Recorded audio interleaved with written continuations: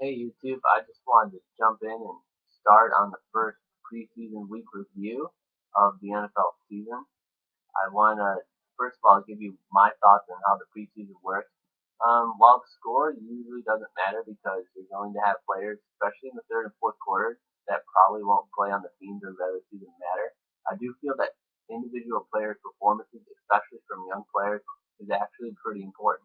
For example, I think a rookie coming out strong and playing well in preseason, like Tyrann Mathieu for the Arizona Cardinals, is a big momentum boost for him. And actually, people can now see, hey, the Honey Badger, while he might have been a leak on draft day, well, some didn't think he should have been drafted.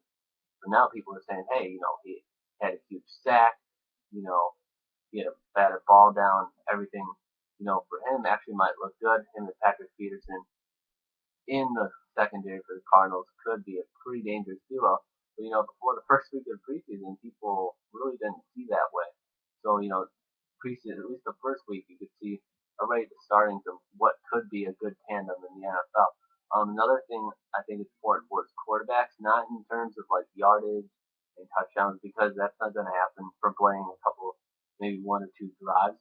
But I think accuracy is incredibly important. Usually you see the elite quarterbacks like Aaron Rodgers, Tom Brady, like they did last week, have very good passing numbers in terms of accuracy, completion percentage. Um, I feel that's incredibly important just because the defenses are pretty lax. They're not going to really do any line stunts or any delayed blitzes or anything like that in the preseason. So to see, the accuracy that they're on time with the receivers, usually the better players do well. Now, when you see a player that isn't very accurate to start preseason, that might not be a bad thing, but it's definitely not a good sign either. It means they still have a lot of work to maintain with the receivers. Of course, it's only week one of the preseason. You got time. Um, I do feel that the first game is probably the least important game of the preseason. I feel the second game you'll start to see uh, you'll see starters play more of the game, and then the third game of the preseason. Well, that's usually the most important. Starters are usually going to play the first half, and you'll start to see teams actually run some of their offense and defense that they'll use in the regular season. That, of course, I will have a longer video blog for that because that I feel you can really indicate to see which teams are looking like they're going to have a great start to the season. Like I said, the score won't matter in those games, but just how individual players play will be key. Some players that really stood out from the first week preseason. First of all, I would want to. I know people hate hearing about it, and I honestly do too.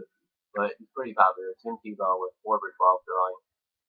I honestly don't see him making the team in New England. I see by the end of the third week he's cut.